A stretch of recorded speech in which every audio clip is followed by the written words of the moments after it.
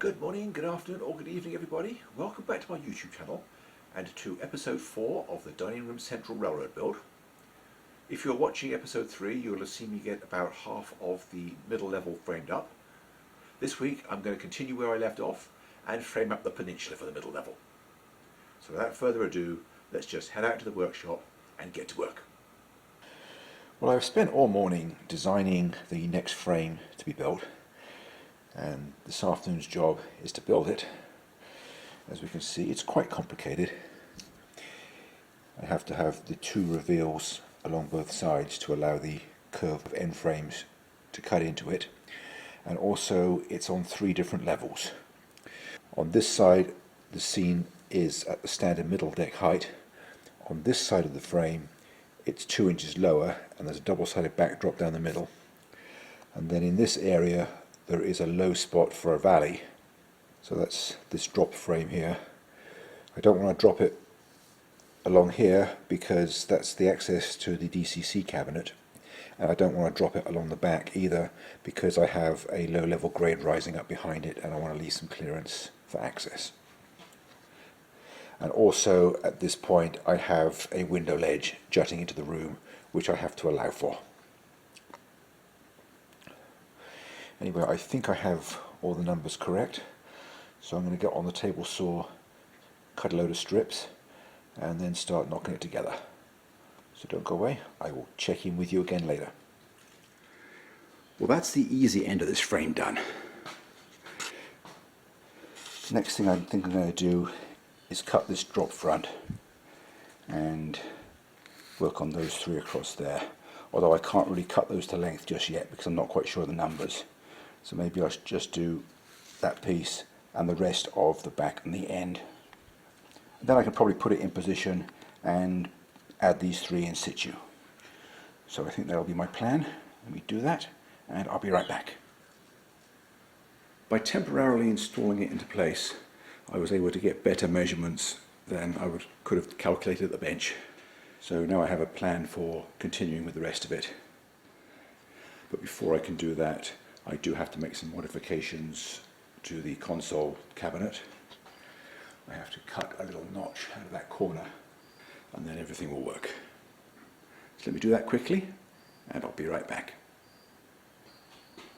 Well, I've got this piece installed as far as I can for now.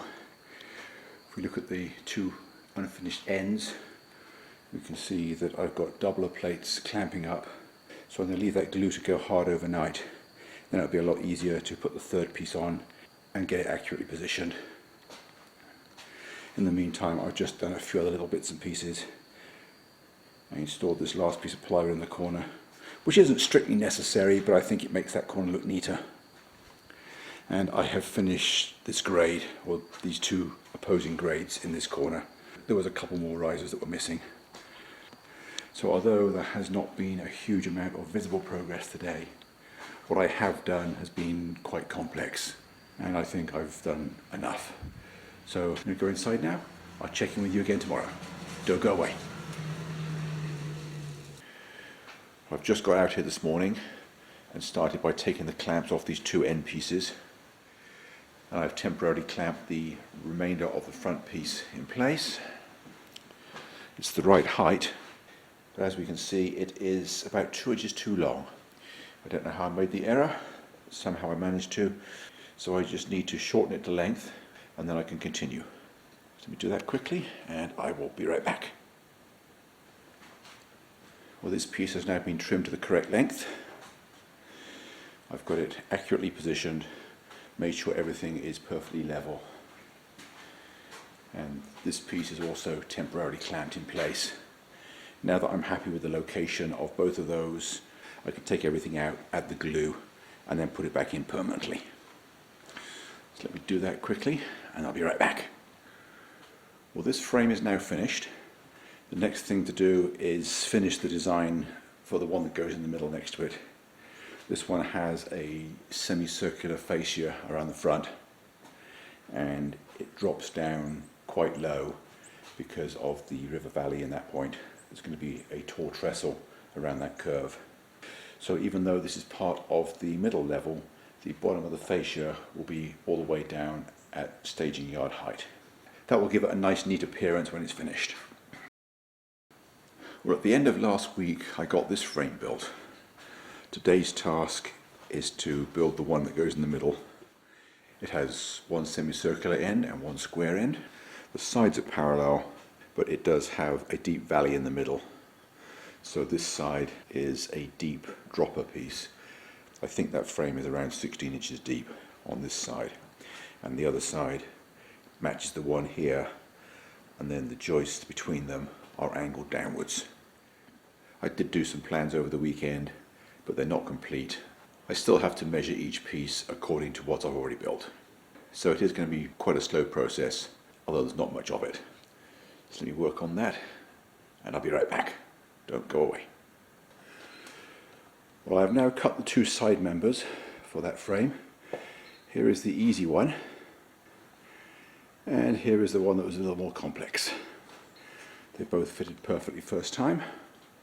I just took them out of position to sand them. Then we can put them back into place and then figure out what I need to go between them. So don't go away. I'll check in with you again later. Well, here is the piece that goes across the front of the river valley. It had to be 18.5 inches tall. So rather than cut it out of my only full sheet of 3/4 inch, I made it out of 2 laminations of 1/2 inch. So at the moment they're just gluing up. I'm going to leave that clamped for a couple of hours, and I'm going to go inside and get on with something else. So don't go away. I will check in with you again later. Well, here is the outline of this frame installed where it's going to be. Well, it's just resting there right now with a few clamps. Haven't put any bolts in yet. As you can see, this end frame rests on top of the bottom level and basically forms its own leg. Anyway, I am going to get some bolts in there now, and I'm going to finish that frame in situ. So let me get on with that, and I'll be right back. Well, here is the end frame pretty much done. The only thing that is still missing is the former to hold the curved fascia around the front. That will start here and basically just go in a semicircle ending up here. I've also got the sub roadbed for the rising grade on the back. I'm not going to do anything about the sub roadbed for the front visible track until I have got the tops in on both sides, because then I'll know exactly where it needs to go. First task for today is to build this small section that goes in this corner. That won't take very long, it's only 6 pieces of wood.